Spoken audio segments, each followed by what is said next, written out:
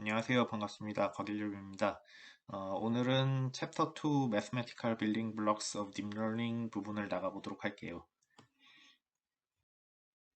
네, Mathematical Building Blocks of Deep Learning에는 몇 가지 그 소 챕터들이 구성되어 있는데 그 중에 제일 처음으로 나오는 게 First Look on Neural Network라고 해가지고 되게 기본적인 예제를 하나 제공해주고 있습니다. 그래서 첫 번째 소 챕터에서는 일단 간단하게 첫 번째 그 뉴럴 네트워크 예제를 살펴보고 그 다음에 그 뉴럴 네트워크에 들어가는 요소들을 좀 간략 기본적인 요소들을 공부합니다. 첫 번째가 Data Representations for Neural Network을 공부할 거고, 그 다음에서 Gear of Neural Networks, Tensor Operations, 그 뉴럴 네트워크를 구성하는 기본적인 요소가 되는 이 텐서들이 사실 데이터인데 이 데이터에 대해 앞에서 봤고 그 다음에 여기선 이 데이터들에 대한 오퍼레이션스를 좀 공부를 하고요. 그 다음에는 The Engine of Neural Network라고 해가지고 이제 어떤 모형에서 그 모형의 파라미터를 추정을 할 때 그 추정하는 그 엔진, Gradient Based Optimization을 통해 가지고 어떤 로스를 미니마이즈하는 뭐 그런 종류에 대해서 배우고 그 다음에 다시 처음 예제로 돌아가 가지고 코드들을 좀 더 자세히 살펴보는 그런 식으로 요번 챕터가 구성이 되어 있습니다. 네, 그래서 First Look on Neural Network에서 저희가 보게 될 예제는 MNIST 데이터 예제인데요. 이 MNIST 데이터는 어떻게 보면 그 딥러닝의 거의 시작 부분의 데이터여가지고 좀 의미 있는 데이터고요. 아마 여러분도 딥러닝을 조금 공부해 보려고 생각하셨으면 보신 분들도 많을 거예요. 그래서 손으로 이렇게 핸드리튼 디짓 데이터고요. 이게 아마 25 바이 25? 네, 28 바이 28이네요. 핸드리튼 디짓 28 바이 28 픽셀이고요. 그다음에 for 10 categories. 그래서 숫자가 0부터 9까지 돼 있는 이런 데이터입니다. 그래서 여기에서는 6만 개의 트레이닝 셋이 있고 1만 개의 테스트 셋이 이 데이터에 있습니다. 네, 엠니스트 데이터를 살펴보면 일단 엠니스트 데이터 같은 경우엔 케라스에 있고요. 케라스.데이터 데이터셋점에 엠니스트라는 클래스가 있어가지고 그 클래스에 정의된 로드 데이터 함수를 사용하면 불러올 수가 있어요. 그래서 지금과 이런 형식으로 해서 불러올 수가 있고요. 요거를 하기에 앞서서 일단 예제 코드들을 돌려보면서 보는 게 좋을 것 같은데요. 그렇게 하기 위해서 만약에 여러분들의 GPU 사용 가능한 주피터 노트북 환경이 있으면 거기서 하셔도 되고 아니면은 요 구글 콜랩을 열어가지고 실행하셔도 됩니다. 네, 그러면은 한번 실습을 해보도록 할게요. fsholet 코드, 네, fsholet의 GitHub에서 저장소를 딥러닝 with Python 노트북스 간 다음에 저희가 챕터 2에 있으니까 2.1의 예제를 열어주면 콜랩에서 이렇게 나오게 되고요. 여기서 네, 무시하고 계속하기를 누르고 여기서 저희는 텐서플로우 1.x 버전을 쓸 거니까 요거를 하고요. 런타임 다시 시작. 네, 1.x 버전을 사용하고 그 다음에 케라스 데이터 아까 읽어주는 데이터 예제가 이렇게 있죠. 그래서 여기서 엠니스트 오브젝트 같은 경우엔 keras.dataset에 있는 모듈이고요. 요 엠니스트.load 데이터, 엠니스트 클래스에 정의된 load 데이터라는 함수를 사용해서 데이터를 읽어올 수가 있습니다. 이런 거에 대해서 좀 더 자세히 알아보고 싶으면은 이 mnist.load 데이터를 구글에서 검색하셔도 되고요. mnist.load 해서 tf.dataset 하면은 네, 요 mnist 데이터 이렇게 해가지고 어떤 식으로 읽을 수 있는지 아니면 또는 케라스 홈페이지에서 검색해도 되고요. 케라스 다큐멘테이션. 여기가 좀 자세해요. 여기가 그 설명은 제일 자세하고요. 이렇게 C 파일 데이터라든지 keras.dataset에 저장되어 있는 데이터셋을 어떻게 불러올 수 있는지, usage 뭐 이런 거 읽어보면은 이렇게 읽어보는 게 제일 자세한 정보를 알 수 있고요. 근데 나는 좀 빠르게 간략한 정보라도 알고 싶다. 이런 경우에는 mnist 하고 물음표 치고 엔터 치면은 여기 옆에 도움말로 mnist가 뭐 타입이 어떤 건지 뭐 이런 간략한 정보가 나오고요. 그 다음에 .load data 네, 로드 데이터라는 함수가 궁금하니까 이렇게 하면은 mnist.load data mnist 모듈에 로드 데이터라는 메소드가 정의가 되어 있는데 로드 데이터 함수는 그러니까 뭐 이렇게 한다 이렇게 사용하고 이렇게 사용하면은 리턴 값이 이거다. 그래서 그 리턴 값을 이렇게 정의를 해준 거죠. 이 함수를 사용하면 리턴 값이 이렇게 나올 테니까요. 그래서 이렇게 사용을 하면 되는 거고요. 네, 일단은 네. 그래서 뭐 쉐이프랑 랭스랑 이런 거를 살펴보려면 일단 트레인 이미지, 트레인 레벨, 테스트 이미지, 테스트 라벨 이런 식으로 네 개의 오브젝트들이 그 정의가 됐고요. 그래서 트레인 이미지가 어떤 건지 해서 트레인 이미지의 차원을 한번 살펴보면은 이런 차원인 걸 알 수가 있고 또 트레인 이미지가 어떤 식으로 이미지스 세 개 차원이 있으니까 뭐 앞에 몇 개의 예제들을 살펴보겠다 하면은 이런 식으로 치면은 앞에 세 개가 어떤 식으로 저장이 되어 있는지 뭐 이렇게 읽을 수 있고 그 다음에 트레인 라벨스 이 라벨 개수 그 다음에 라벨이 어떤지 뭐 0부터 9까지 라벨이고 그 테스트 이미지 쉐입은 테스트 셋은 10,000개가 있으니까 10,000개 그리고 10,000개의 라벨이 있고 이런 식으로 있는 걸 살펴볼 수 있습니다. 또 이렇게 그 만약에 구글 콜랩 말고 본인이 사용 가능한 GPU도 있고 주피터 노트북을 잘 설치해 놓은 경우에는 이런 식으로 하셔도 돼요. 여기 같은 경우 이 딥러닝 with 파이썬 노트북스 만약에 저는 따로 조금 만들었는데 이게 저 같은 경우엔 텐서플로우 2.0 버전을 쓰고 있어가지고 그 텐서플로우 2.x 버전부터는 케라스가 텐서플로우 안으로 들어왔어요. 텐서플로우 안에 내장된 케라스가 있어가지고 이 텐서플로우 2.x부터는 텐서플로우 안에 있는 그 케라스가 있기 때문에 그 케라스를 불러서 이렇게 실행해 줬고요. 뭐 사실 이런 거는 똑같고요.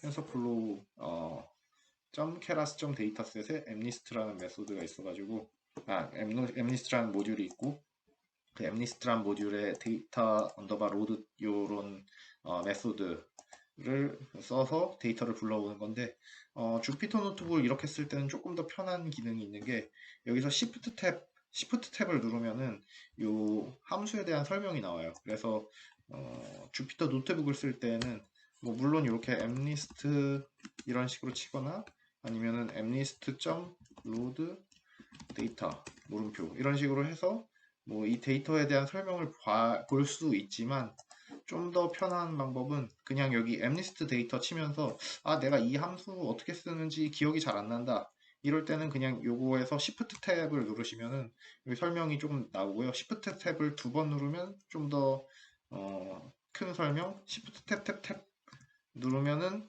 이렇게 큰 창으로도 설명이 나와요. 그래서 이런 거 활용해가지고 코딩 하실 때 이런 거 활용해서 하면은 좀 더 편할 것 같아요. 네, 그래서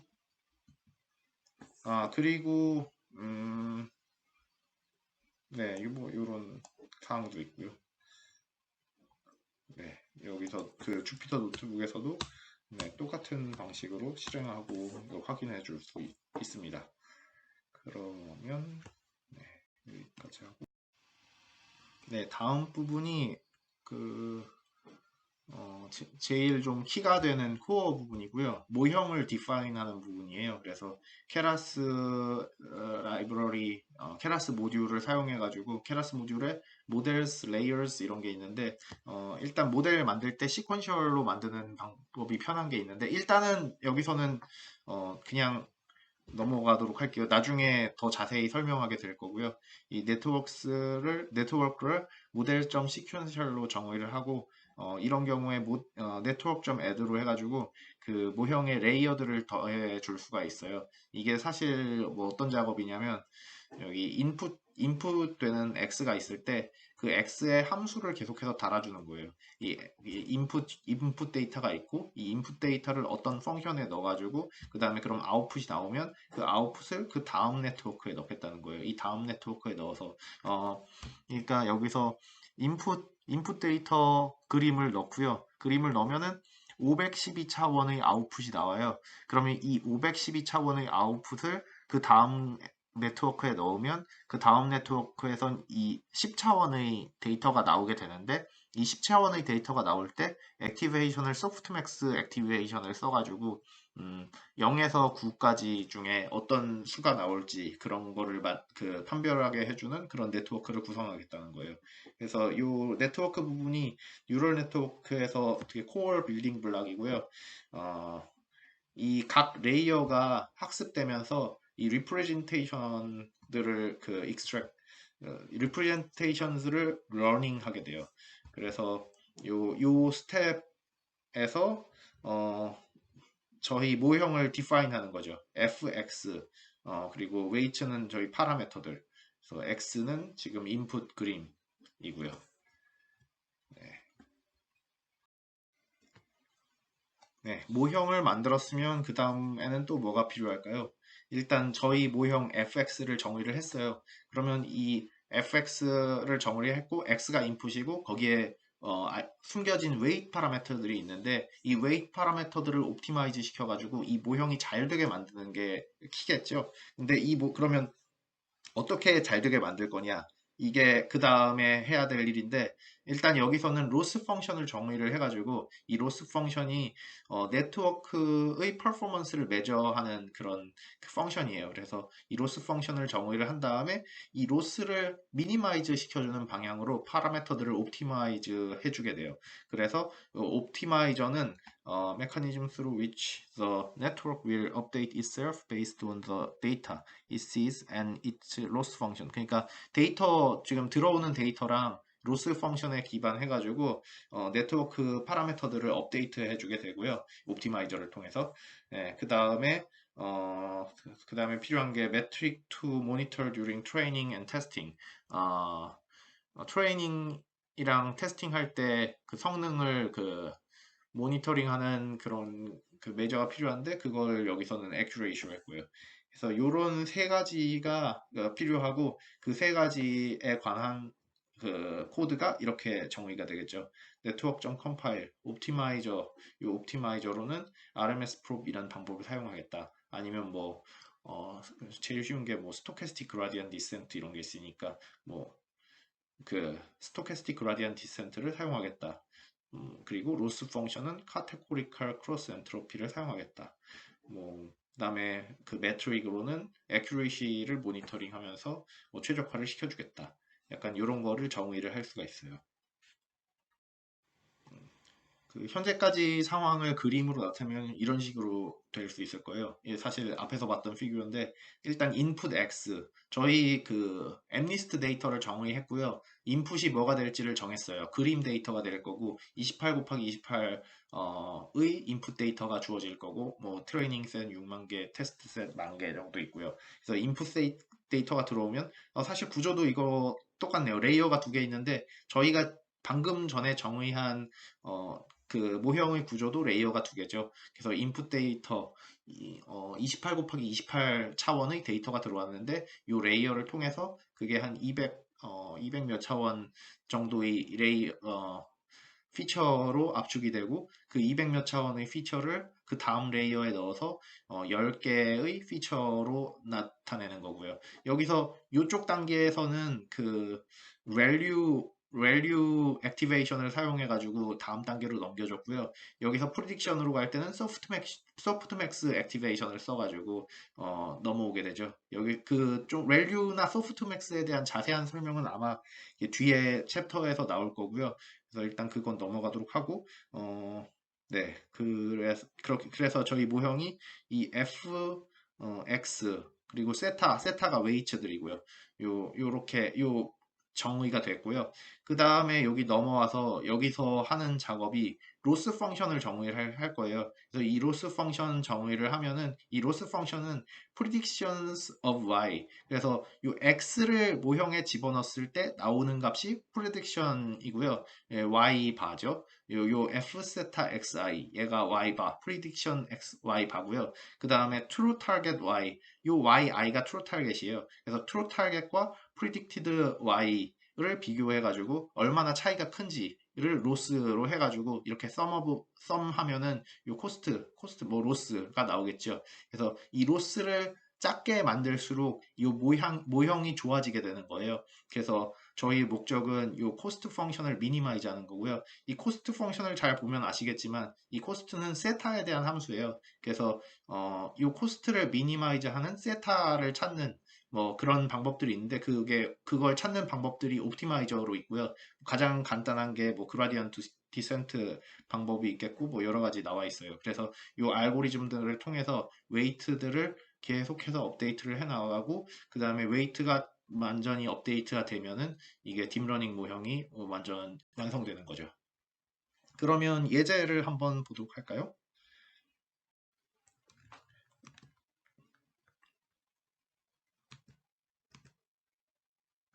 네, 여기까지의 예제를 보기 위해서 먼저 여기서 모형을 디파인을 했죠. 여기서 모형을 디파인 해줬고요.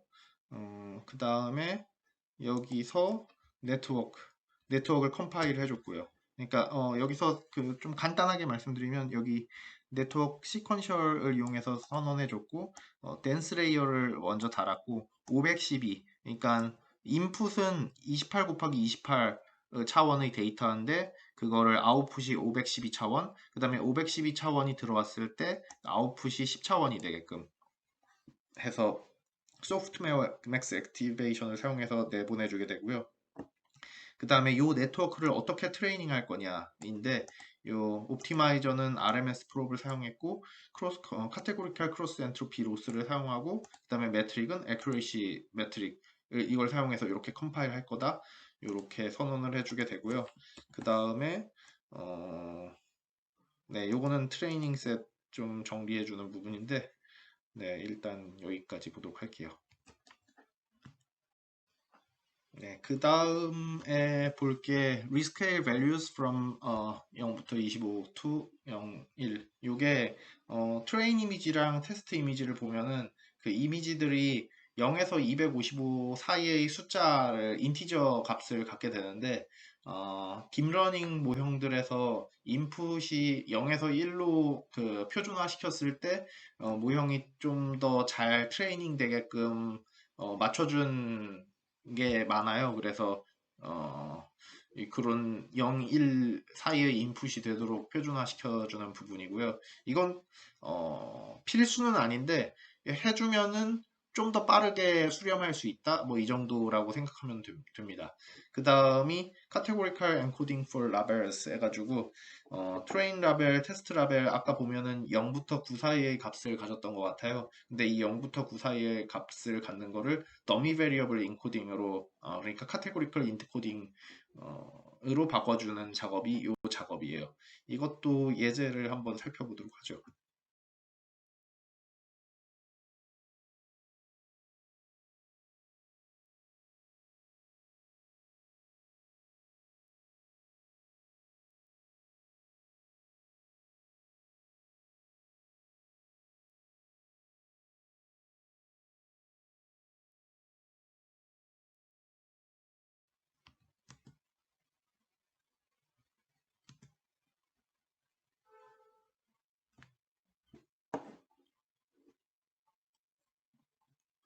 네, 여기 예제가 있고요. 이걸 실행시켜 보면 돌아가게 되고 여기서 한번 음,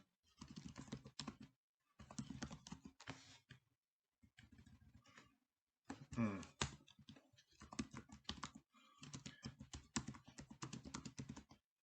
그 numpy 모듈을 불러오고요.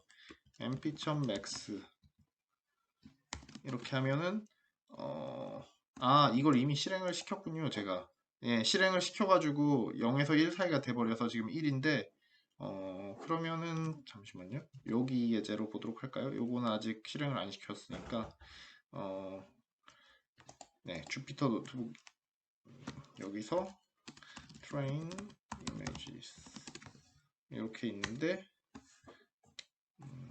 0밖에 안 나오네. import numpy snp np.max 하면은 255가 나오죠. 그래서 아이고 255가 나오고 아이고 아무튼 0에서 255 사이의 값이 나오게 되고요.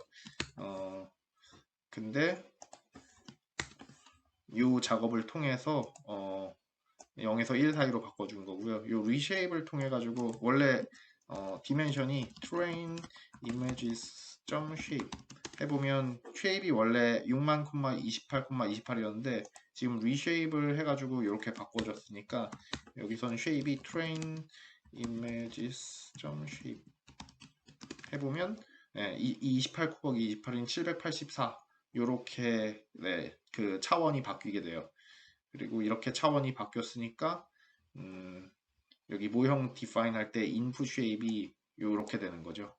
그래서 쉐입을 맞춰가지고 집어넣어 주기 위해서 이렇게 리쉐입을 해주는 거예요. 그리고 to categorical 여기서 categorical 하기 전에는 train labels 보면은 train labels 해서 보면은 0에서 9 사이의 숫자가 되는데 요 to categorical 함수를 적용하게 되면은 이렇게 바뀌게 되죠. 여기서 5니까 여섯 번째 1이 있을 거고요. 왜냐면 0부터 시작하니까 0은 첫 번째 1이 있고요. 4는 다섯 번째 있는데 뭐 아무튼 그렇죠. 네, 이런 식으로 코딩이 된다는 것을 알 수가 있고요. 네. 네, 지금까지는 일단 간단하게 예제를 살짝 살펴봤고요. 사실 지금 예제를 보셨으면 아시겠지만 아마 모르는 부분들이 엄청 많을 거예요. 이 함수는 뭐지? 이건 뭐지? 이런 궁금한 부분들이 엄청 많을 텐데, 2.2 챕터부터 약간 기본적인 부분들부터 차근차근 설명을 드리도록 할게요. 요 책이 이렇게 구성되어 있어요. 그래서 요 2.2 챕터에서는 Data Representations for Neural Networks라고 해가지고 여기에서 텐서라는 거를 소개를 하고 있어요. 사실 데이터가 어떤 식으로 구성되어 있는지 그런 건데 Tensor is a container for data 해가지고 0D tensor 뭐 0차원 텐설은 그냥 스칼라죠. 스칼라라고 하고 이런 식으로 그뭐 1차원 수, 그 다음에 1D 텐서는 벡터예요. 그래서 벡터 요런 식의 벡터고요. 그래서 차원은 1차원이다. 그리고 2D 텐서는 매트릭스예요. 그래서 2D 텐서의 차원은 2차원이다. 2차원 데이터, 벡터는 1차원 데이터, 스칼라는 0차원 데이터. 요런 식 그리고 요런 수치를 정의를 하려면 numpy 모듈을 사용하면은 np.array 해가지고 12 이렇게 하면은 스칼라가 정의 되고 np.array 해가지고 리스트 형식으로 이런 식으로 하면 벡터가 정의 되고 그 다음에 매트릭스 2디멘셔널 매트릭스를 정의를 할 때는 이런 식으로 정의를 하게 되죠. 여기서 이렇게 정의를 할 수 있습니다. 그리고 3차원 텐서 또는 더 고차원 텐서들도 정의를 할 수가 있고요. 3차원 텐서만 예를 들어서 정의를 내려보면 뭐 이런 식으로 하면은 3차원 텐서도 정의를 할 수 있고요. 그리고 딥러닝에서 사용하는 데이터들이 차원수가 높은 경우가 많아가지고 3차원 이상의 데이터도 여러분들이 데이터들을 다루다 보면 많이 보게 되실 거예요. 네, 그러면 예제들을 살펴보도록 할게요. 네, 여기 노트북을 열어서 여기서 예제들을 살펴보면은 일단 numpy를 열어야 되고요. 일단 import numpy smp 하고 그 다음에 x 데이터를 정의를 하면은 이렇게 x 1차원 어레이가 나오고요. x.ndim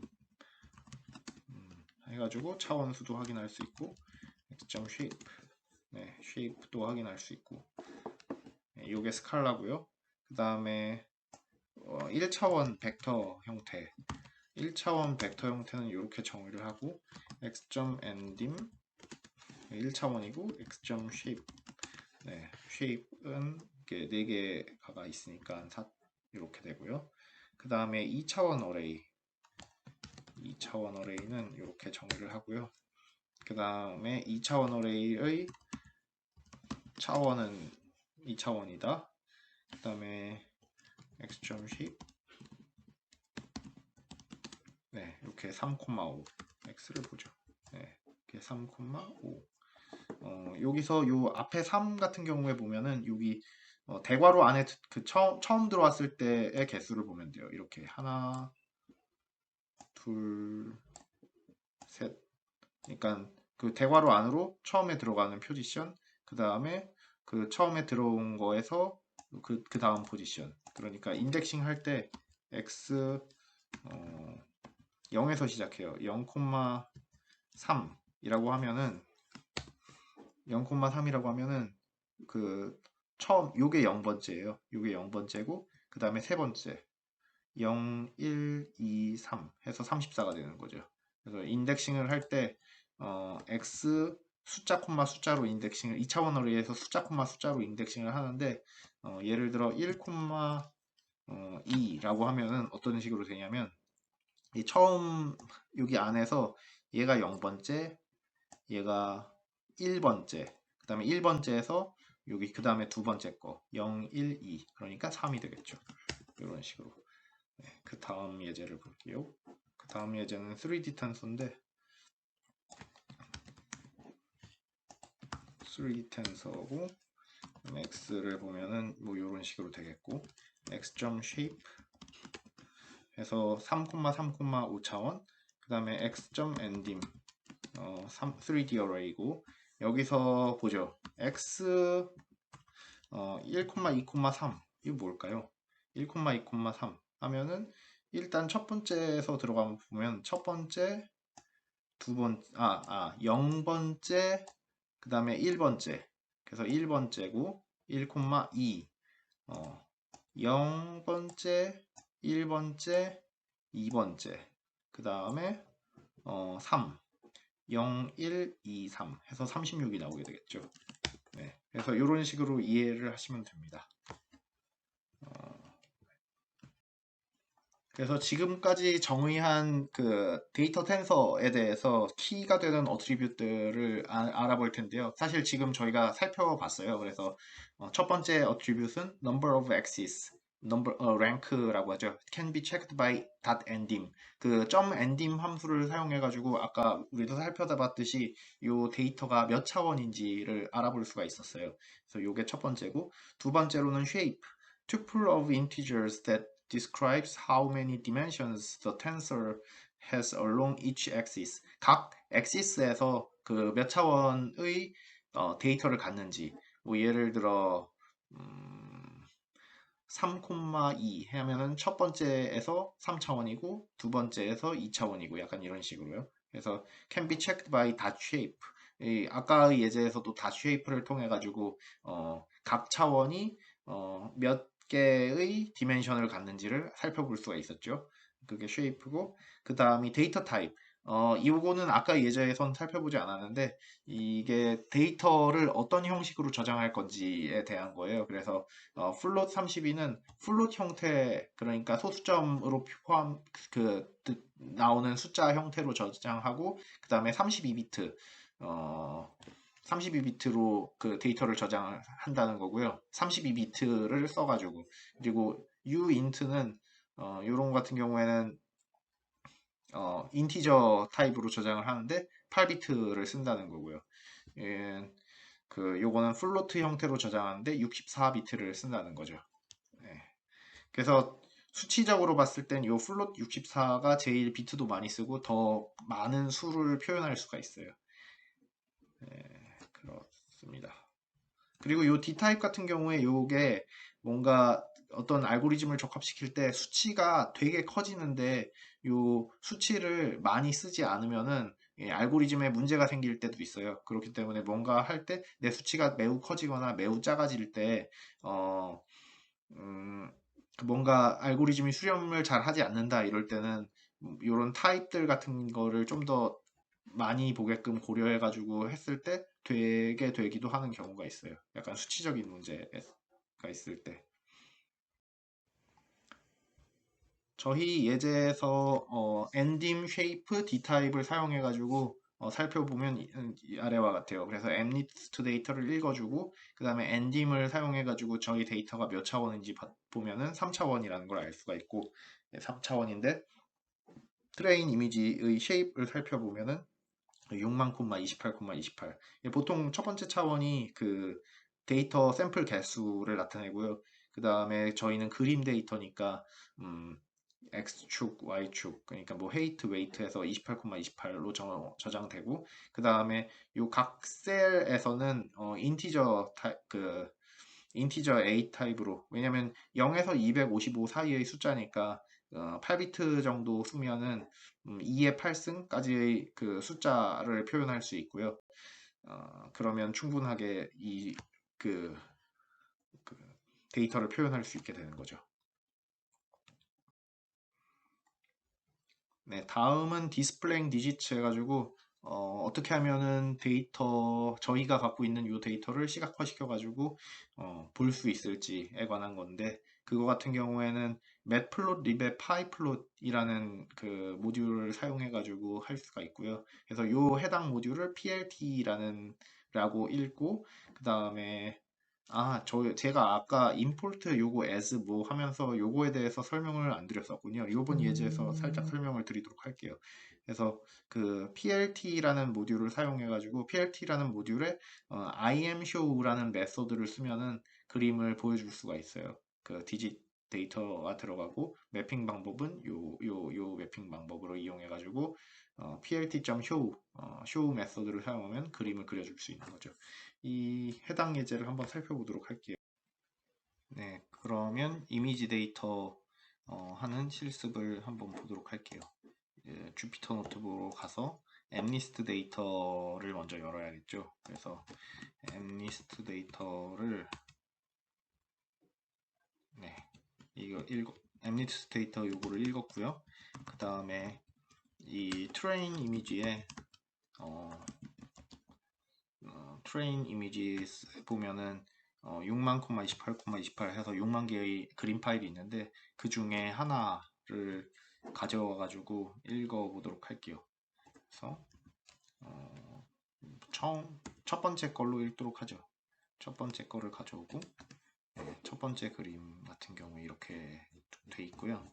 그래서 첫 번째 그림을 요거를 읽어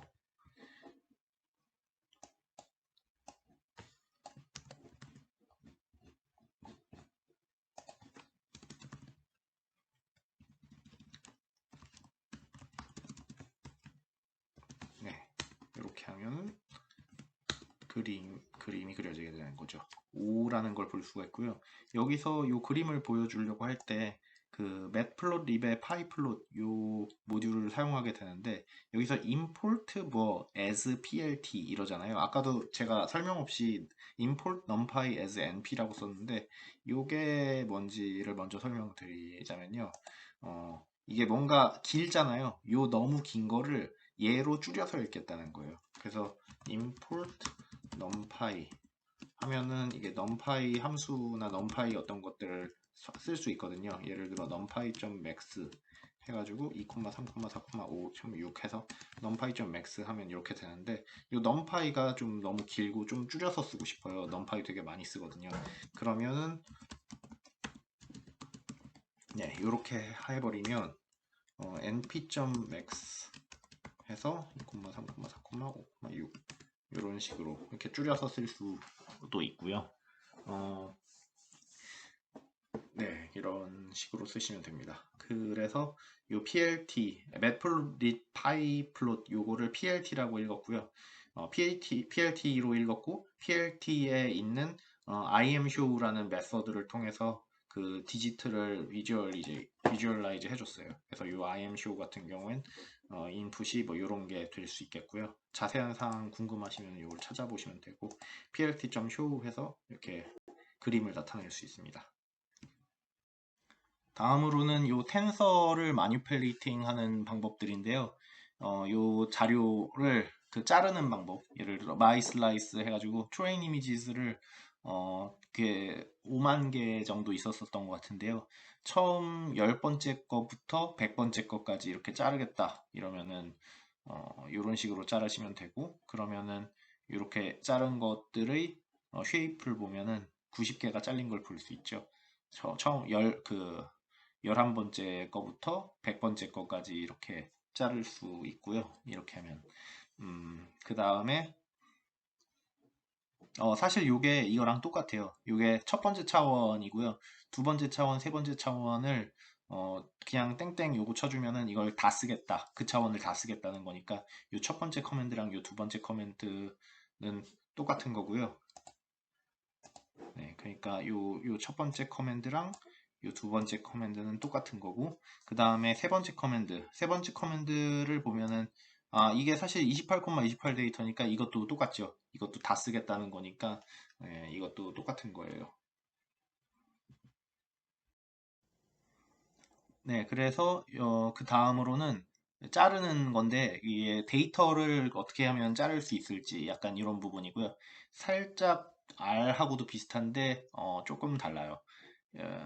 일단 땡땡 쓰는 것 비슷한데 이 마지막을 안 써도 되는 거 약간 이런 게 다르고요.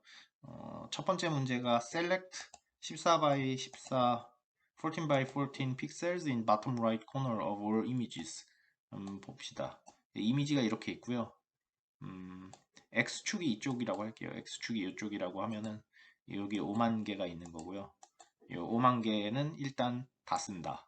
여기 다 쓴다는 거고, 그 다음에 두 번째 차원이랑 세 번째 차원, 두 번째 차원을 이쪽이라고 하고 세 번째 차원을 이쪽으로 하면은 여기서 0부터 28까지 있고 여기도 0부터 28까지 있어요. 그러면 14부터 끝까지 쓰겠다는 거고요. 여기 14부터 끝까지, 그 다음에 세 번째 것도 14부터 끝까지, 그렇게 하니까 이쪽이 잘리게 되겠죠. 14부터 끝까지, 14부터 끝까지.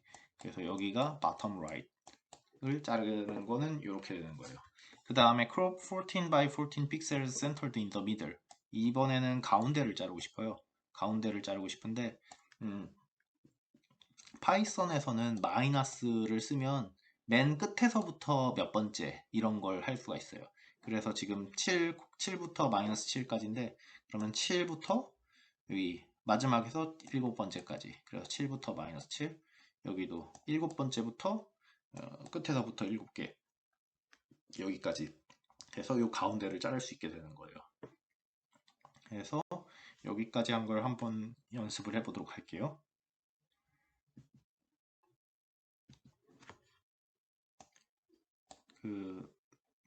일단 오른쪽 자르는 것부터 한번 해볼게요. 오른쪽 자르는 것부터 여기서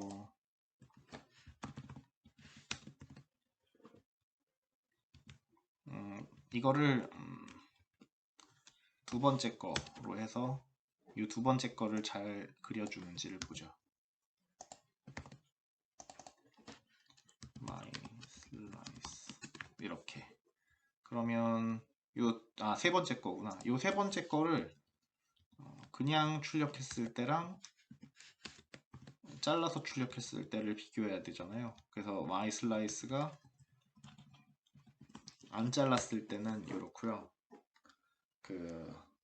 요 부분만 자르면 네, 아래와 같이 나타나고요.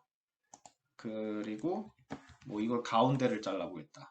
가운데를 잘라보겠다고 하면 이거를 7부터 마이너스 7, 그 다음에 여기도 7부터 마이너스 7 하면 이번에는 가운데를 나타낼 수 있는 거죠.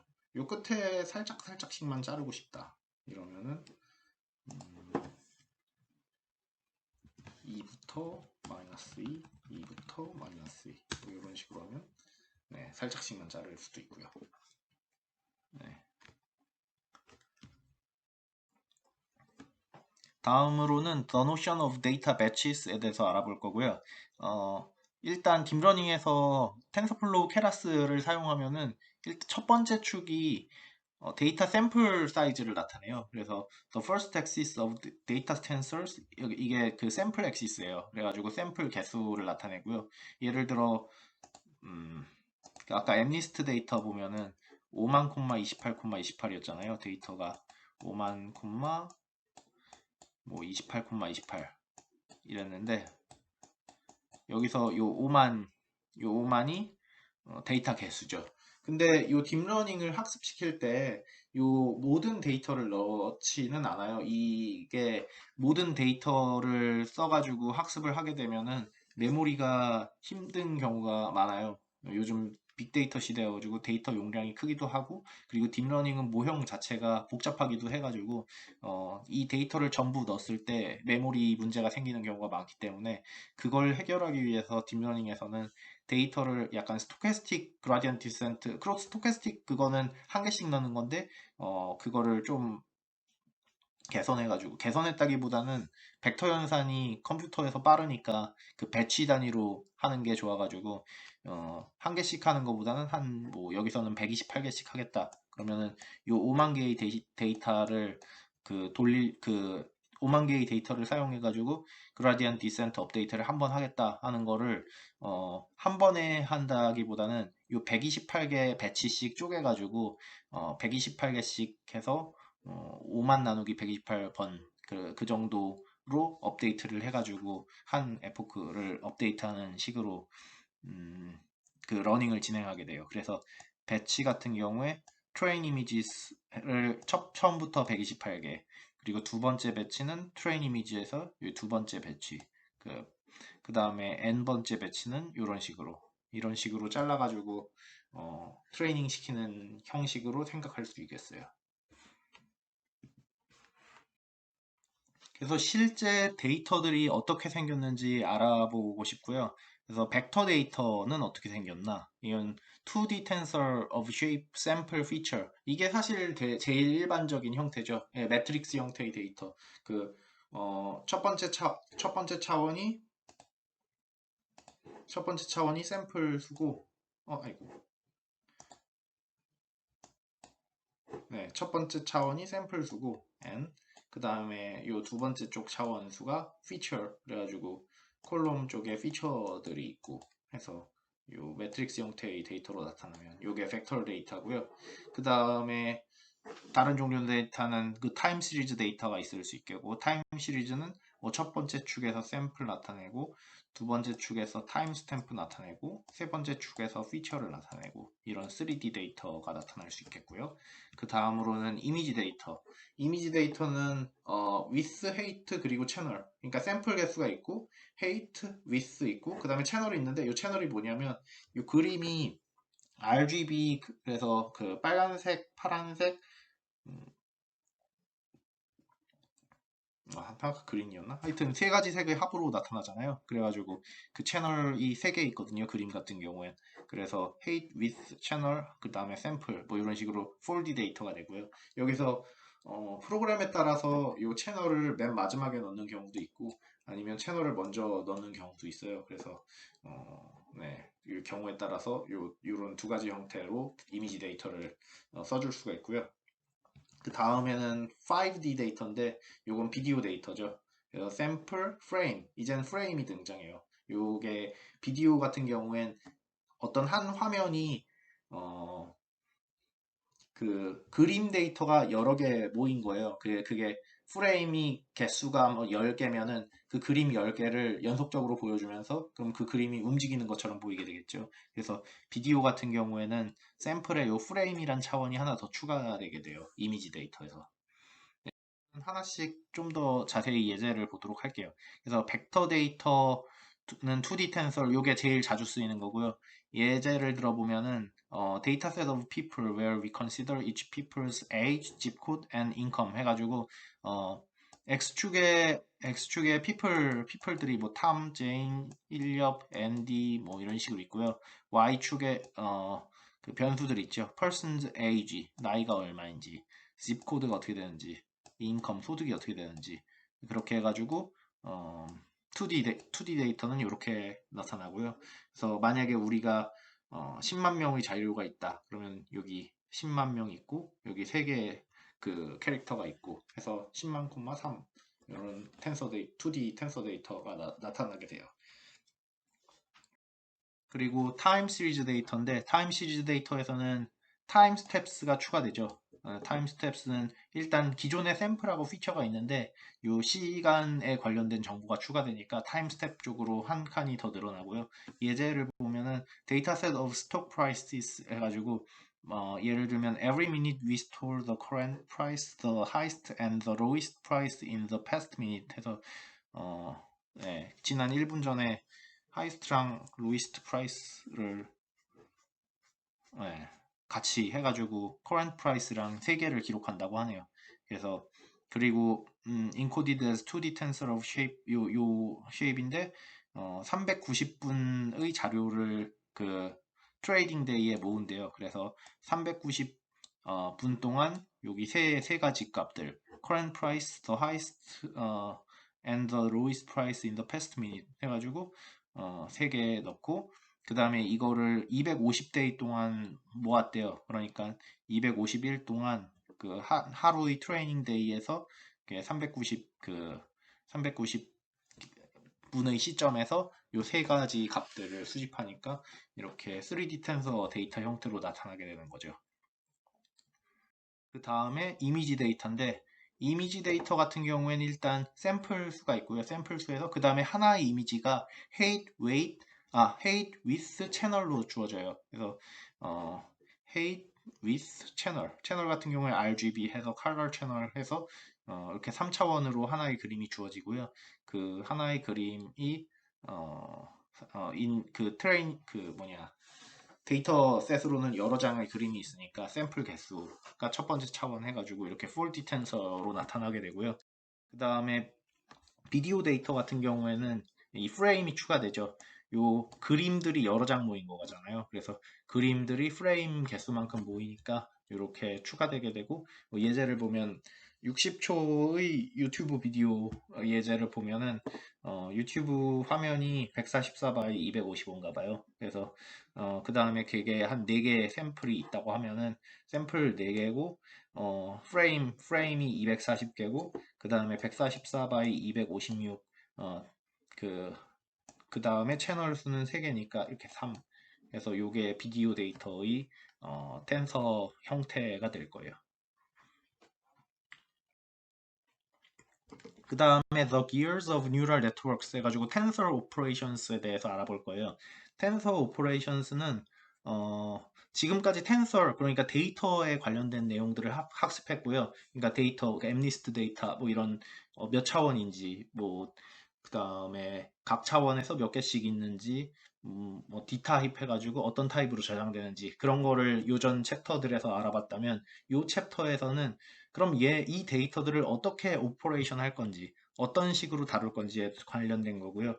예를 들면은 음, 그 모형을 만들 때 이 데이터로 어떤 함수에 집어넣잖아요. 그 덴스 레이어가 달렸으면은 그 입력받은 인풋은 그 X 데이터가 X 데이터가 인풋으로 들어왔으면 이 인풋이 덴스 레이어에 의해서 여기 덴스 레이어 함수에 의해서 아웃풋이 512 512 차원의 무언가 그 벡터가 나오게끔 요런 함수인데, 그러면 요런 오퍼레이션이 어떤 건지라는 거를 알려드리겠다는 거예요. 그래서 요 덴스 레이어를 사실 해석해 보면 이거예요. value 함수를 적용하는데 w와 input에 닷 프로덕트를 적용한 다음에 b를 더한 거. 요게 사실 요 덴스 레이어 함수 정의예요. 요 value 펑션, 요 닷 프로덕트. 그래서 요거를 수식으로 쓰면은 value 함수는 그냥 value라고 쓰고요. value라고 써보고, 그다음에 닷 프로덕트는 w랑 이 인풋을 x라고 치면은 w x 플러스 b, 네, 이렇게 쓸 수 있겠네요. 여기서 value 펑션은 value activation 펑션이라고 해서 약간 이런 식으로 정의가 돼요. max 0, 뭐 x 이런 식으로 정의되는 펑션이고요.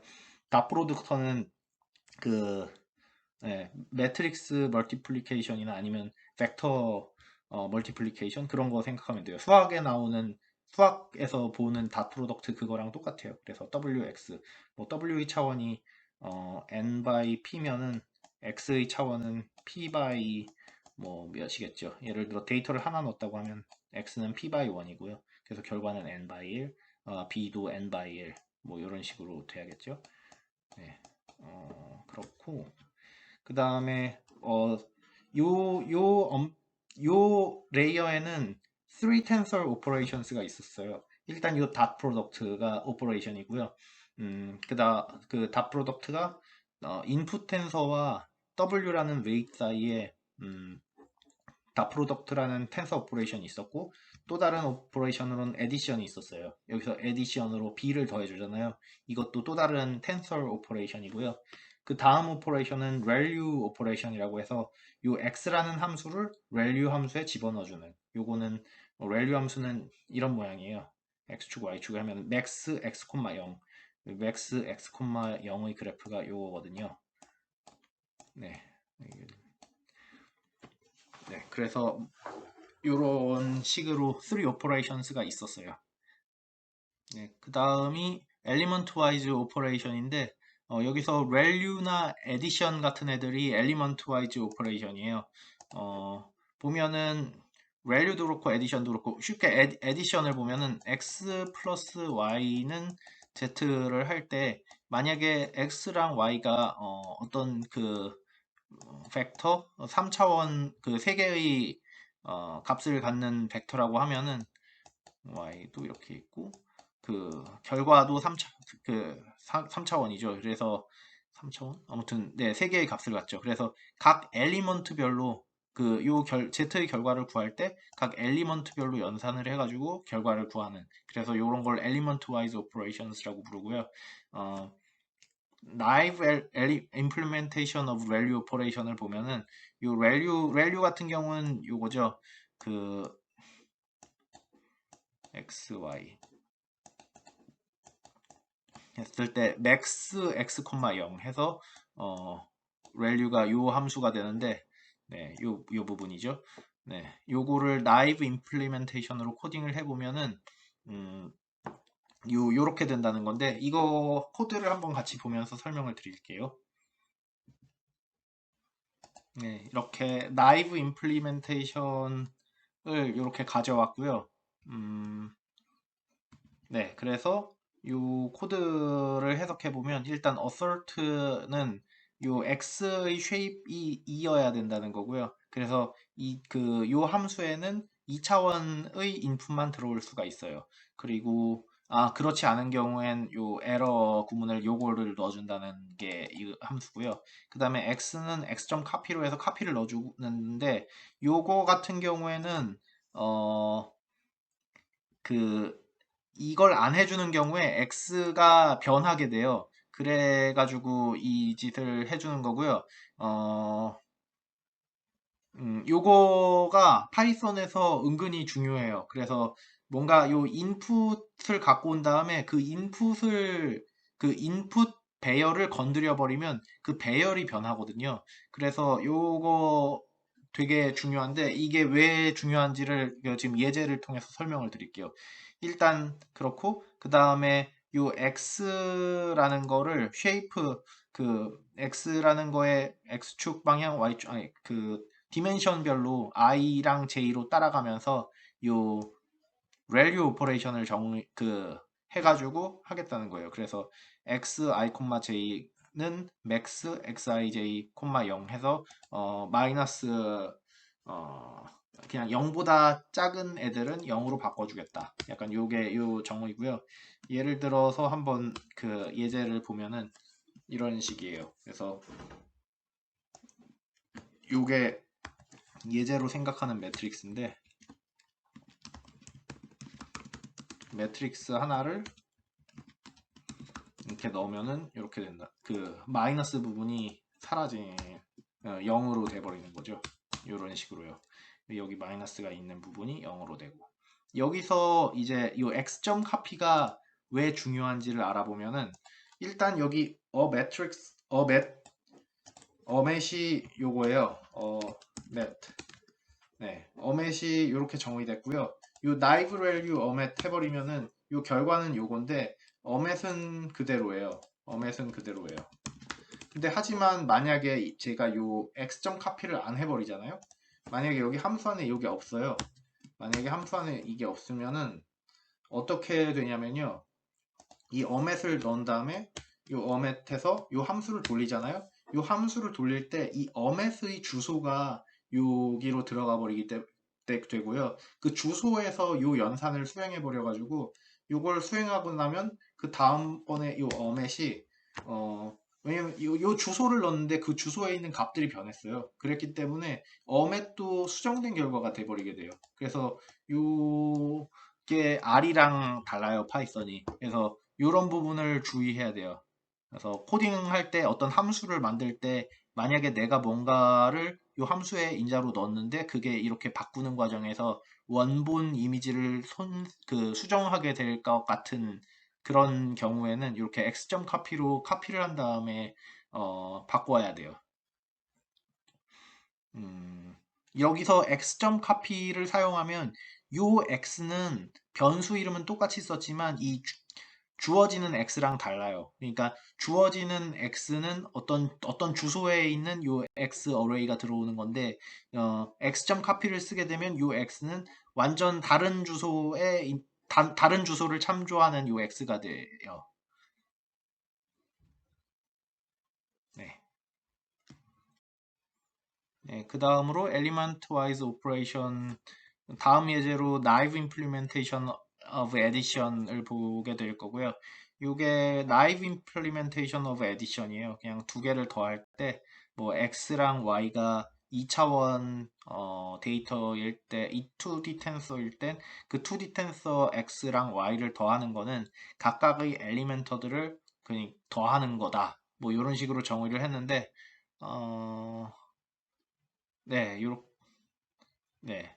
여기서 사실 중요한 게 뭐냐면요. 그 엘리먼트 와이즈 오퍼레이션에서 요런 엘리먼트 와이즈 밸류랑 엘리먼트 와이즈 애드 같은 경우엔 그냥 기본적으로 이런 식으로 쉽게 구현할 수가 있어요. np.maximum 해가지고 z, 0 한다든가 아니면은 엘리먼트 와이즈 애드 그냥 더하기 2로 해서 해버리면 돼요. 그래서 요런 엘리먼트 와이즈 오퍼레이션들이 이 파이썬이나 R이나 똑같고 이런 풀문을 통해서 저렇게 나이브 임플리멘테이션으로 구현을 하게 되면 속도가 되게 느려요. 어, 파이썬이나 R은 풀문을 많이 쓰게 되면은 그 속도가 많이 느려지고요. 요거 같은 근데 요렇게 요 함수 엘리먼트 와이즈 펑션들을 함수를 사용하게 되면은 요 안쪽에 코딩된 게 C나 포트란이나 이렇게 되게 빠른 언어를 사용해서 코딩되어 있기 때문에 어, 그 손으로 이렇게 하기보다는 만약에 어떤 알려진 함수가 있으면은 그 함수를 사용해서 코딩을 하는 게 그 프로그램의 속도를 더 빠르게 해준다. 약간 그런 정도를 알고 가면 좋을 것 같아요. 그 다음 주제로 공부하게 될 거는 브로드캐스팅이고요. 이 브로드캐스팅 같은 경우엔 이 질문에 답하고자 만들어졌다고 생각하면 돼요. 그래서 What happens with addition when the shapes of the two tensors being added differ. 그러니까 만약에 두 개의 서로 다른 텐서를 더하는데 그 두 개의 쉐이프가 달라요. 그러면 이럴 때 어떻게 되지? 어떻게 되냐면 이 브로드캐스팅이 된다는 거예요. 브로드캐스팅은 방송이잖아요. 그러니까 모자란 벡터가 그 모자란 부분을 브로드캐스팅 해가지고 똑같은 것들로 채워가지고 뭐 연산을 수행해 버리게 된다. 약간 파이썬에서는 이 브로드캐스팅이 일어나고요.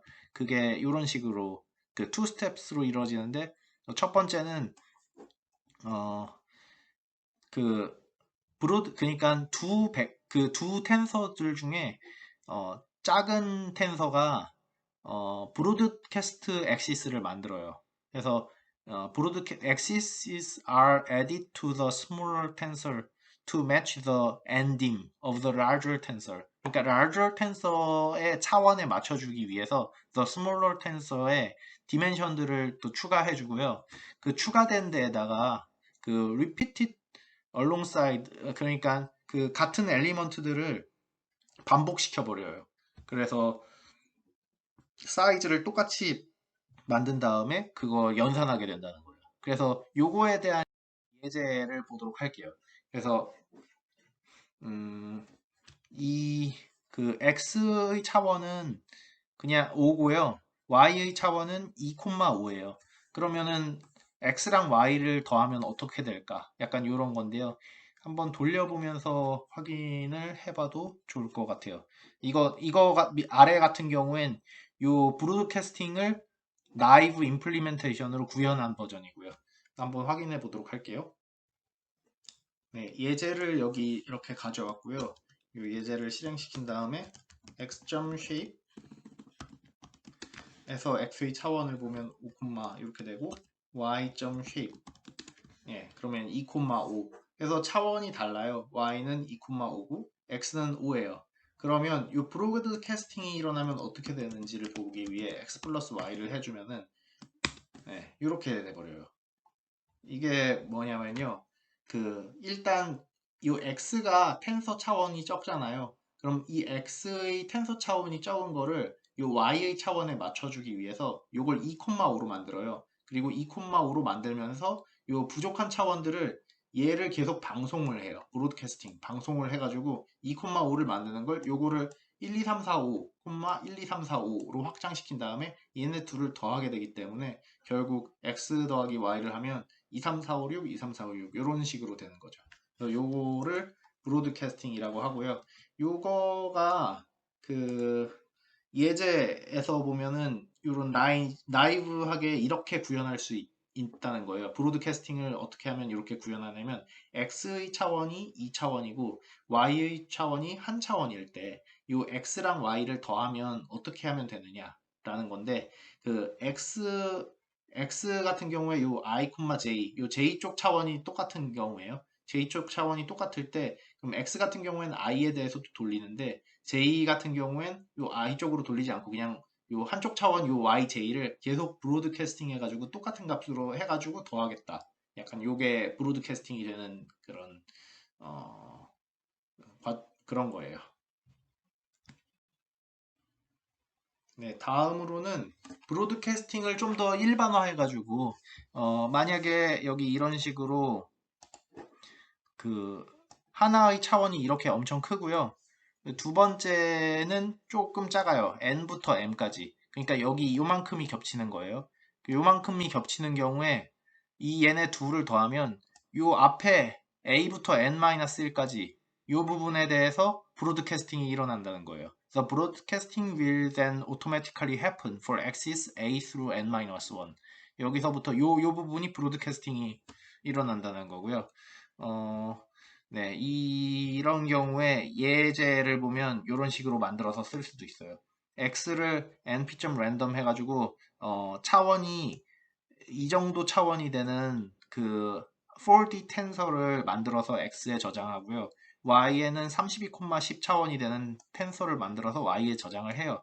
그러면 np.maximum x, y를 하면 어떻게 되냐면 요 32,10 요게 브로드캐스팅 요 차원만큼 브로드캐스팅이 돼가지고 y가 64,3, 32,10 요거에 대해서 이 x랑 맥시멈을 해가지고 그 결과를 내놓기 때문에 결과인 z는 64,3, 32, 10의 그 텐서가 된다는 거예요. 그 다음으로 공부할 거는 텐서 닷이고요. 요 닷 같은 경우에는 그 수학에서 나오는 닷 프로덕트랑 똑같아요. 그래서 만약에 요 x랑 y가 벡터라면요. x하고 y가 벡터라면 예를 들어 뭐 3개짜리 벡터라고 칠게요. 3개짜리 벡터라고 치면은 여기 첫 번째 값들끼리 곱한 다음에 더하기 두 번째 값들끼리 곱한 다음에 더하기 세 번째 값들끼리 곱한 다음에 더하는 거. 그런 이 닷 프로덕트가 되고요. 이 닷 프로덕트도 네. 나이브하게 그 구현을 해보면 이런 식으로 쓸 수 있을 거예요. 그래서 어, 일단은 1D 텐서, 이 x랑 y가 1D 텐서인 경우에 나이브 벡터 닷을 하겠다는 거고, 이 벡터가 1D 텐서니까, 네. x 쉐입이 1이고 y 쉐입도 1이어야 되고, 그 다음에 x와 y의 그 차원 개수가 같아야 돼요. 그러니까 3차원, 3차원 이런 식으로 같아야 된다는 거고, 음, 네, 그런 경우에 결과를 z라고 하는데 z를 0으로 하고 그 다음에 for i in range x.shape 0 그래서 요 x의 차원 동안 돌면서 그러니까 예를 들어 요거 같은 경우엔 그 3이니까 그, 그 벡터의 요 3개 그걸로 돌면서 xi랑 yi 각각의 그 원소들끼리 곱해준 다음에 더해가지고 그 return z 해가지고 이렇게 닷 프로덕트를 구한다라는 거예요. 그리고 tensor dot 해가지고 dot product for 2D tensor가 있는데 요거는 매트릭스 멀티플리케이션이죠. 그래서 뭐 매트릭스 두 개 요거랑 뭐 요거를 곱한다 하면은 여기서 제약사항이 뭐냐면 요쪽 차원이랑 요쪽 차원이 같아야 되잖아요. 그러니까 예를 들어 A by B 행렬이 있고 여기 B by C 행렬이 있어요. 그러면은 B의 차원이 같고 그 다음에 결과는 A by C의 행렬이 나오겠죠. 네, 그 소리예요 이게. 예, 요게 그런 요 그림이 나타내는 게 그 소리고요. 이런 매트릭스 멀티플리케이션을 나이브 코드로 구현한 게 이 부분인데, 네. 궁금하신 분들은 한번 따라가 보면서 해봐도 좋을 것 같아요. 그 다음에 좀 더 제너럴라이즈 시킨 버전이에요. tensor dot. 그러니까 더 일반적으로는 you can take the dot product between higher dimensional tensors. 그러니까 더 높은 차원의 텐서들에도 이런 dot 프로덕트를 적용할 수 있다는 거고요. 약간 비슷한 룰이 적용된다고 해요. 그래서 만약에 어떤 텐서 그 두 가지 텐서가 있는데 얘네가 그 다 프로덕트를 적용하게 되면은 여기 요 D 차원에 대한 아이들이 그 곱해지면서 사라져가지고 결과는 A, B, C가 된다는 거고요. 근데 만약에 그 D 차원, D 차원 이렇게 겹치는 애들이 있으면 요 D 차원 사라지고 매트릭스 멀티플리케이션 형태처럼 사라지고 결과가 A, B, C, E 뭐 이런 식으로 나타난다는 거예요. 텐솔 닷이 이렇게 정의가 되었어요. 다음 주제는 텐서 리쉐이핑이고요. 음, 네. 그 저희가 예제 코드에서 볼 때 데이터가 6만 28, 28이었는데 이 28을 28 곱하기 28로 뭉쳐준 다음에 데이터에 집어넣었어요. 그래서 원래 차원을 이렇게 좀 바꾸는 거, 요게 리쉐이핑이고요. 어, 그 데이터의 닷 리쉐이프, 요 리쉐이프 메소드를 통해 가지고 차원을 바꿔줄 수가 있어요. 그래서 요 예제를 돌려보면은 뭐 이해하기가 좀 더 쉬울 거예요. 네, 예제를 여기 이렇게 가져왔고요.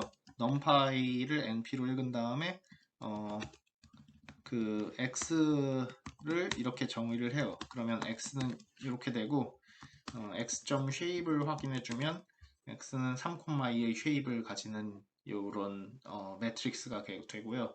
얘를 리쉐입을 해볼게요. x를 6,1로 리쉐입을 해보면 어떻게 되냐면 x.reshape 6,1 하면은 이렇게 6,1로 0, 1, 2, 3, 4, 5가 재배치되는 거고요. 그 다음에 x를 2,3으로 리쉐입을 해볼게요. x를 2,3으로 리쉐입을 하면 0, 1, 2, 3, 4, 5 이런 식으로 리쉐입이 된다는 거예요. 네. 그래서 쉐입을 변경시켜 줄 때 .reshape이라는 그 함수를 사용해요. 네, 그 좀 더 이해를 돕기 위해 이런 것도 한번 돌려보면서 이게 x.reshape 요걸 했을 때 결과가 어떻게 나오는지 한번 살펴보면서 그 생각해 보는 것도 좀 더 도움이 될 거예요. 다음으로는 그 이제 챕터 2.4인데요. The Engine of Neural Networks, Gradient Based Optimization 해가지고 이제 로스를 미니마이즈하는 옵티마이저에 대한 얘기가 나오게 돼요.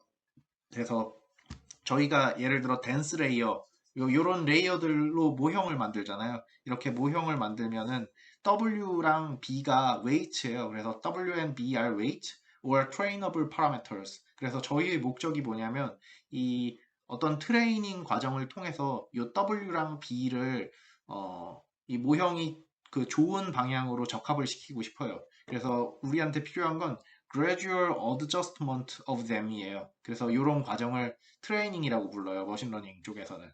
그리고 이 트레이닝 과정이 어떤 gradient based optimization 그 메소드들에 의해서 이루어지게 되는 거죠. 그래서 이 트레이닝 루프는 이런 형식으로 구성이 되어 있어요.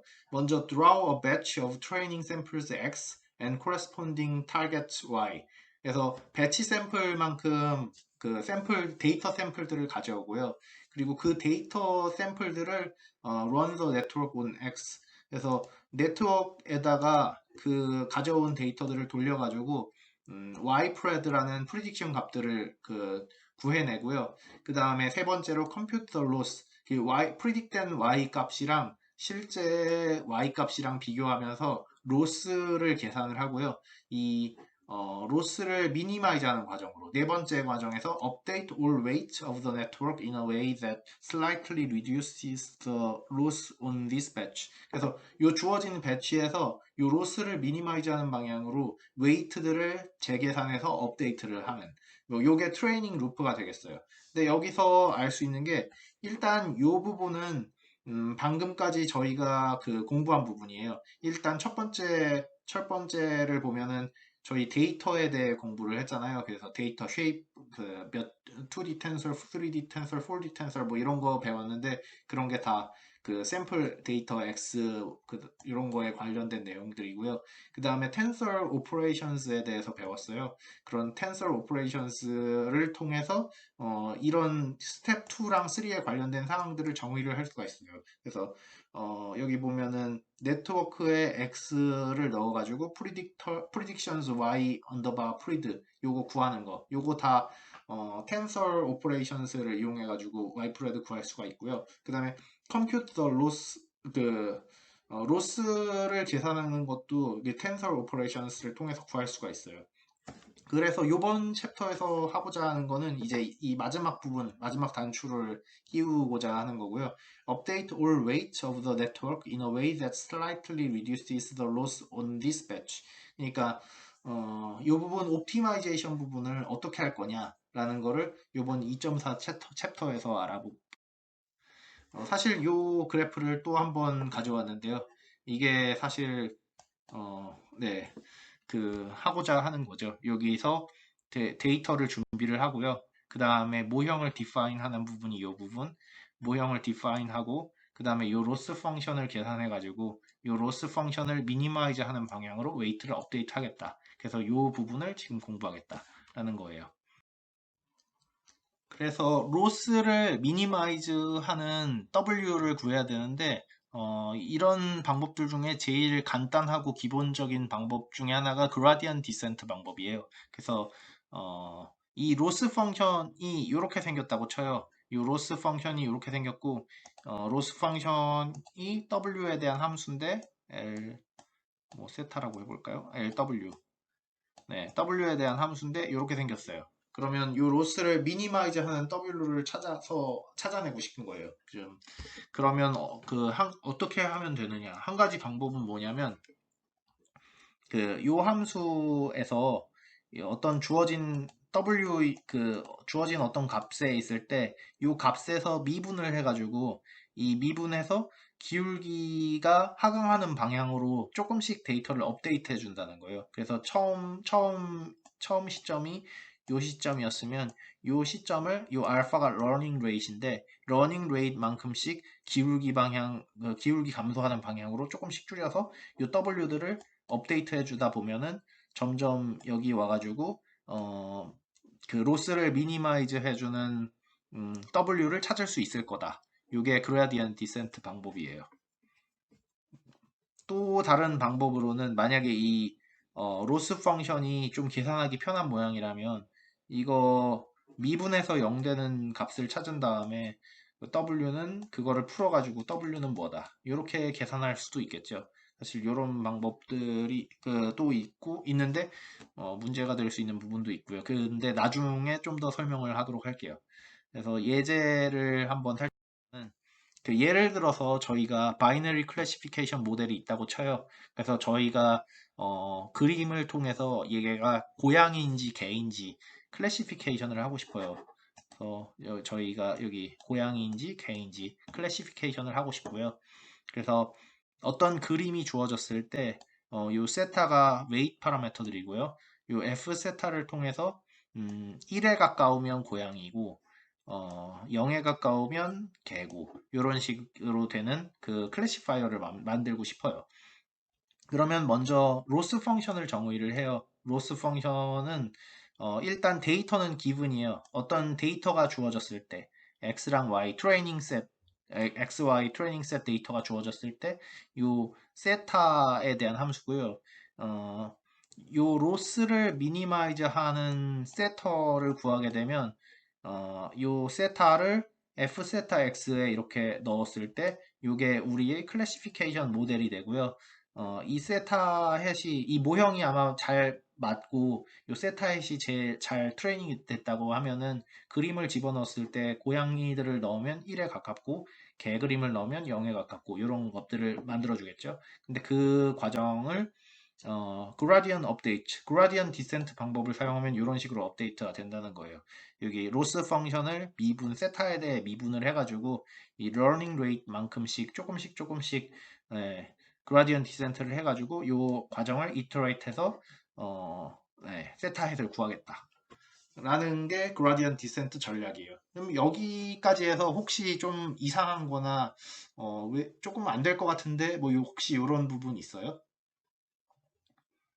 네, 사실 문제될 법한 부분이 한 부분인데 일단 그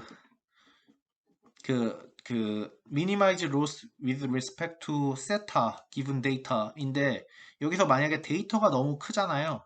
이 데이터가 너무 크면은 이 로스 함수 뭐 미분해서 계산하고 이런 부분에서 메모리 문제가 커져가지고 계산이 잘 안 돼요. 그래서 이런 부분을 해결하기 위해 아까 앞에서 말했던 배치 테크닉이 나오게 된 거예요. 그러니까 데이터를 그 배치 사이즈만큼씩 업데이트를 하겠다?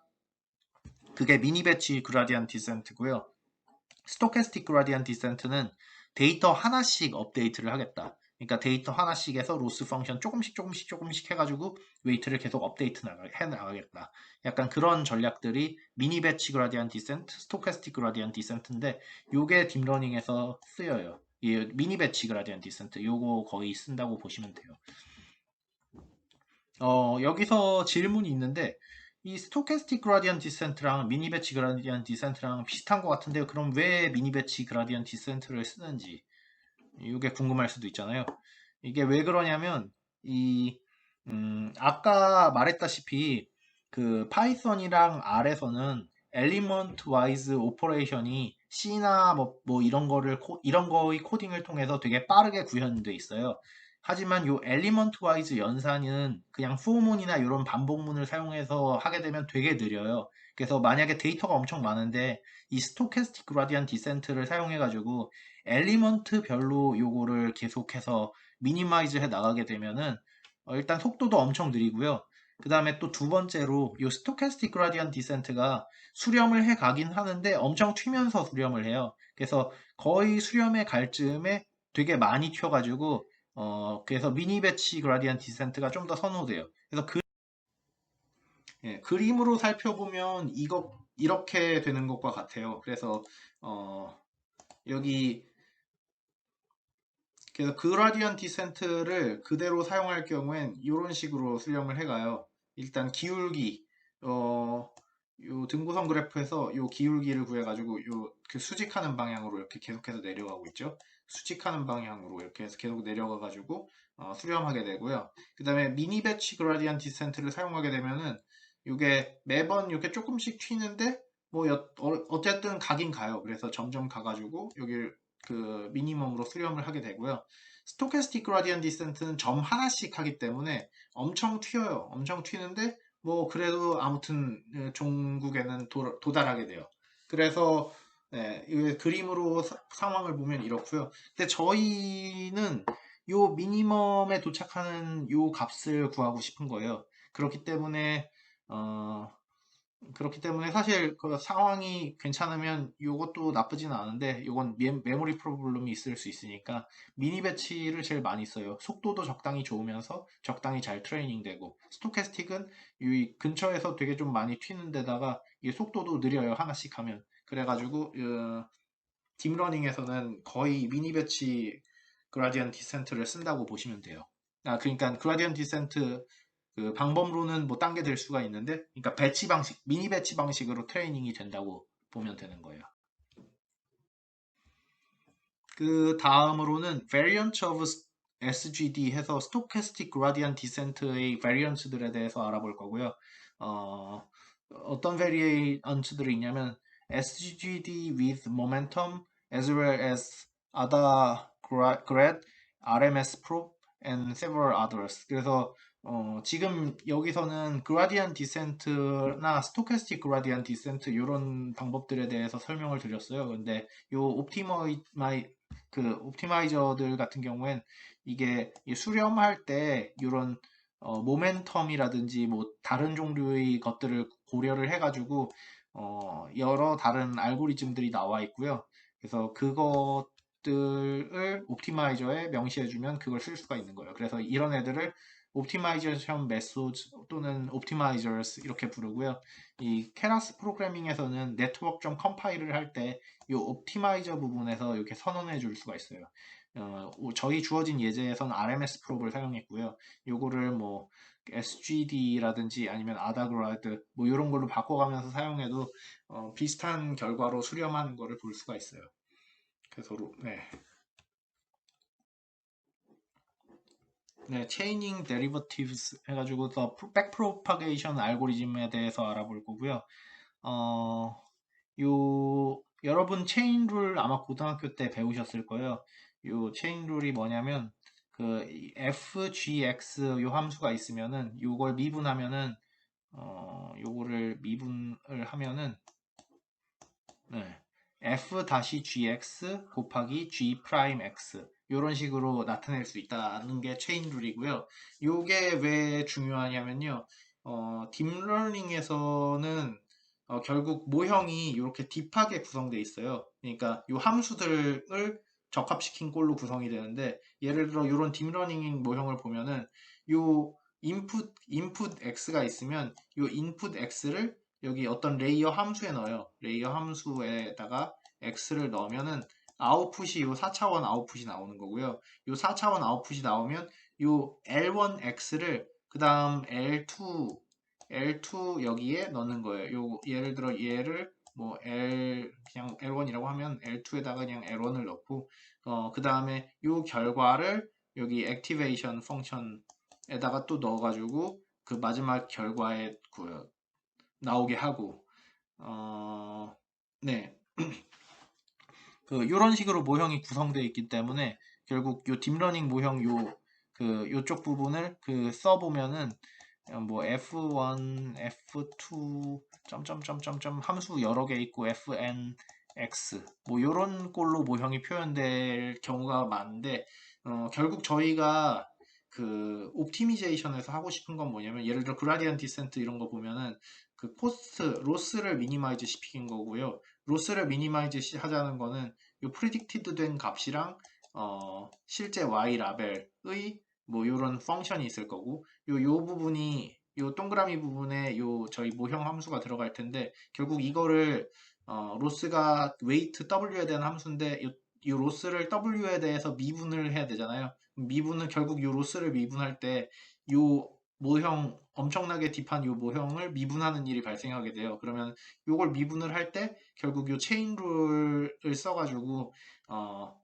계산을 해야 되는데 그런 거를 그 백프로파게이션이라고 불러요. 딥러닝에서. 그래서 applying the chain rule to the computation of the gradient values of a neural network gives rise to an algorithm called backpropagation. 그래서 backpropagation이 뭐냐 하면은 그냥 그 간단하게는 체인 룰이라고 생각하셔도 될 거예요. 네. 그 다음으로는 이제 looking back at our first example 해가지고 저희 첫 번째 예제를 다시 돌아보게 될 건데 일단 인풋 데이터를 정리하는 과정이에요. 이게 저희 인풋 데이터 이렇게 해서 엠리스트로부터 데이터를 읽어왔고요. 그다음에 여기서 reshape을 해줬죠. reshape 원래 6만, 28, 28이었는데 저희의 그 간단한 뉴럴 네트워크 모형에서는 인풋 데이터를 28 곱하기 28 요거를 그냥 바로 집어넣어주는 모형을 사용할 거예요. 그래서 그 데이터 인풋 데이터 차원을 이렇게 리쉐이프 해준 거고요.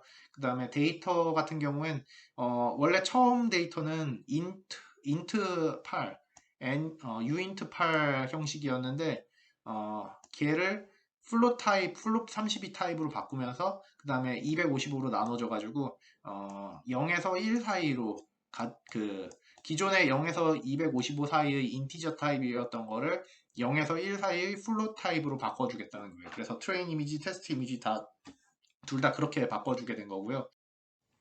네, 그 다음 부분은 네트워크 부분이고요.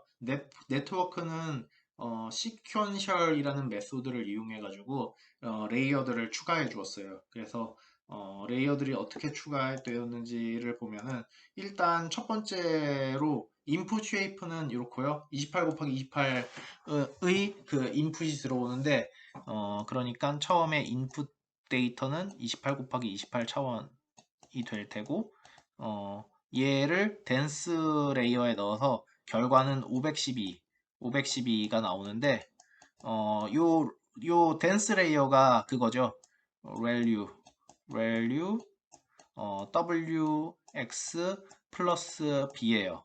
value wx 플러스 b고 여기서 요 x가 차원이 28 곱하기 28 한쪽 차원이 28 곱하기 28이고 다른 쪽 차원이 512예요. 여기 b도 512 by 1 뭐 이런 식으로 구성될 거고요. 그래서 요 댄스 레이어를 추가한다는 건 결국 요 함수를 주어진 데이터 x에다 적용해 주겠다는 거예요. 그래서 요 레이어를 달았고요. 그 다음 두 번째 레이어 같은 경우엔 댄스 10 레이어고요. 그래서 두 번째 레이어는 요 인풋이 512 차원이겠죠. 이 두 번째 댄스 레이어는 512 차원의 데이터가 들어와가지고 10 차원으로 나와주고요. 여기서는 아웃풋은 소프트맥스예요. 그래서 요 두 번째 레이어 같은 경우엔 소프트맥스 그냥 SM이라고 쓸게요. 소프트맥스고 W X 플러스 B 인데 여기서 요 X의 차원이 이번에는 그 512 차원이고요. X가 512 차원이고 W의 차원은 그 512 by 10 해가지고 512 차원이 들어가서 10 차원이 나오게 되고 B도 10 차원이 되겠죠. 그런데 액티베이션은 소프트맥스 액티베이션이니까 여기서 10개의 값들이 나오는데 요 10개의 값들이 각각 0에서 1 사이고요. 그리고 다 합치면 1이 되고요. 그래서 요 10개 중에 제일 큰 게 있을 거예요. 예를 들어 뭐 세 번째 그 0부터 0번째에서 제일 큰 뭐 0.5가 나왔다고 쳐요. 그러면은 얘를 0, 얘는 프리딕션이 0이네. 뭐 이런 식으로 하겠다. 이런 구조가 되는 거예요. 이 네트워크의 구조는. 그래서 네트워크는 이런 식으로 만들었고요. 그 다음에 This was our network compilation step. 그래서 어떻게 컴파일을 할 건지 일단 보면은 일단 모형 여기까지 해서 모형은 나왔고요. 그 다음에는 이제 그 옵티마이저랑 이런 걸 정의해 줘야 되는데 옵티마이저는 RMS 프롭을 쓰겠다. 그 다음에 로스 펑션은 카테고리컬 크로스 엔트로피를 쓰겠다 하는 거고 그 다음에 매트릭은 액큐레이시를 쓰겠다. 이런 거를 컴파일레이션 스텝에서 선언해 주게 돼요. 그 다음으로는 트레이닝 루프고요. 그러니까 웨이트들을 계속해서 트레이닝을 해주잖아요.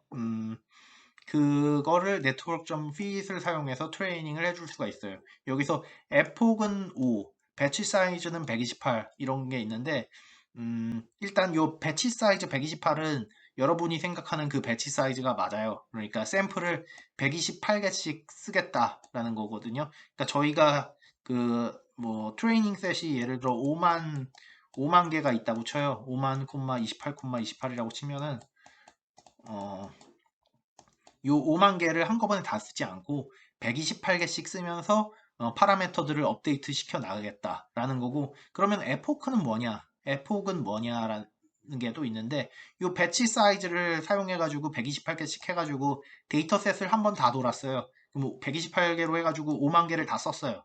그러면 이게 한 에포크가 끝난 거예요. 예, 이렇게 해서 다 되면 한 에포크가 끝났고 두 번째 에포크를 시작해서 또 두 번째로 데이터를 한 번 더 돌리고 그래서 데이터를 그 한 데이터를 몇 번 돌리느냐 이게 에포고요. 배치 사이즈는 요 그 한 데이터에서 얼만큼씩 넣어가지고 트레이닝 시킬 거냐. 약간 그런 식으로 생각하면 돼요. 네, 여기까지 챕터 2에 대한 모든 내용들을 살펴봤고요. 숙제로는 저희가 살펴본 그 2.1 예제 있잖아요. 그 예제를 직접 다운로드 받아가지고 실행해 보는 게 숙제예요. 그래서 F쇼렛의 GitHub, 여기 GitHub에서 2.1 그 예제를 다운받은 다음에요. 그거를 아까 콜랩, 주피터 콜랩 통해서 사용해서 실습해도 되고 아니면 여러분들이 GPU가 갖춰진 그 주피터 노트북 환경이 있다면 거기서 실습을 해도 좋아요. 그래서 그렇게 실습을 한 다음에 실습을 할 때 그 파이썬 코드가 있는 라인이 있으면은 그 파이썬 코드가 있는 셀 바로 밑셀에 한글로 해당 코드에 대해서 설명을 달아주시고요. 그렇게 달아서 그 아이파이썬 노트북 파일을 저장해가지고 그거를 숙제로 제출해 주세요. 그게 이번 숙제가 되겠고요. 네, 그러면 여기까지 그 챕터 2 마쳤고 다음 주부터는 챕터 3를 나가도록 할게요. 네, 감사합니다.